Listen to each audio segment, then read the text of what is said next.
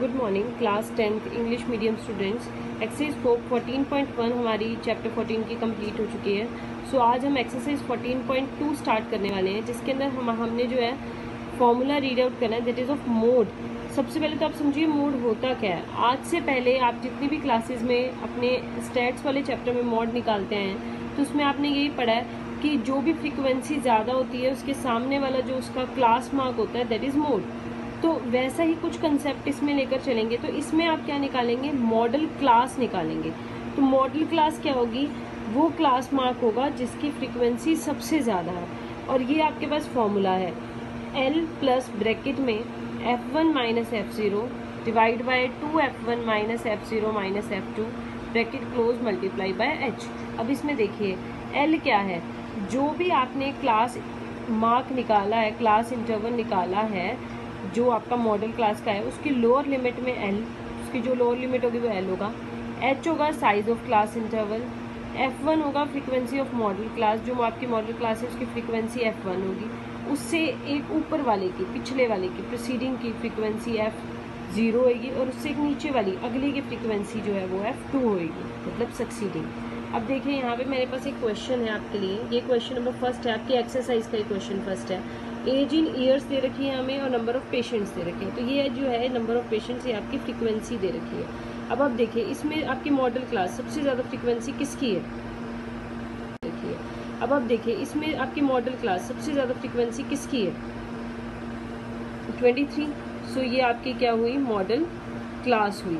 तो अगर ये आपकी मॉडल क्लास है तो आप इसमें से निकालिए। यहाँ पे लिख लिया हमने मॉडल क्लास है 35 to 45। इसका गैप कितना है, H है 10। लोअर लिमिट कौन सी है, इसकी 35 है।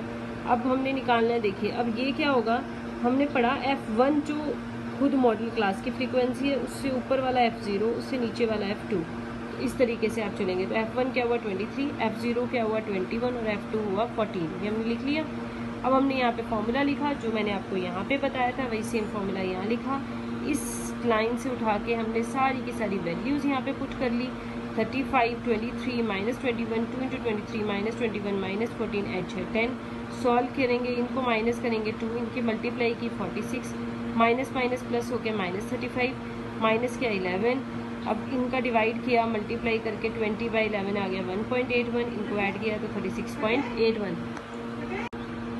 सो ये है मेथड आपके पास मोड निकालने का। अब जो यही क्वेश्चन है, हम जैसे पिछली एक्सरसाइज में 14.1 में मीन भी कर चुके हैं, तो इसी क्वेश्चन में उन्होंने मीन प्लस मोड दोनों बोला है। तो मीन का तो वही सेम तरीका रहेगा, जो दो मेथड हमने हमारे पिछले 14.1 में हमने दो मेथड पढ़े थे, एक एज्यूम्ड मीन वाला, एक डायरेक्ट मीन वाला। तो आपको जो मेथड इजी लगे वो आप अप्लाई करके पहले मीन निकालें, उसके बाद आप इस तरीके से अपना मॉडल क्लास निकाल के मॉड निकालें।